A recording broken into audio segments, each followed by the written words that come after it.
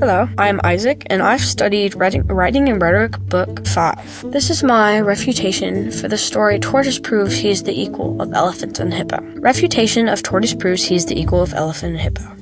Tortoise Proves He is the Equal of Elephant and Hippo by Robert H. Nassau is a story about many animals. In this story, there's deception, which in the end succeeds. This is improper because if people learned that evil always wins, crime rates would skyrocket. People would steal instead of work. One who supported this may well expect punishment from heaven, for God promises He will one day set things right. Part of that right would be punishment for the evildoers. In the beginning of the story, the tortoise seems to believe he is the equal of elephant and hippo.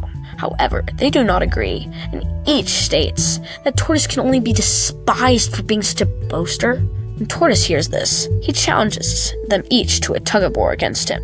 However, he gives them each a side and tricks them into tugging against each other. They tug for a while, but in the end, neither of them win. Tortoise decides to cut the vine and goes to each of them. This time, they believe he is their equal. This story is improper due to the motion of deception. However, even though it was bad to learn to lie as a child, it can be much worse. Say a child learned how to lie and trick people into giving them what they want. Fast forward 20 years, this child could be committing serious crimes such as theft. So this story could easily be a reason to lie, which is definitely improper. In this story, it says that so they ate and drank as chums, and Tortoise returns to his town. Were they equal?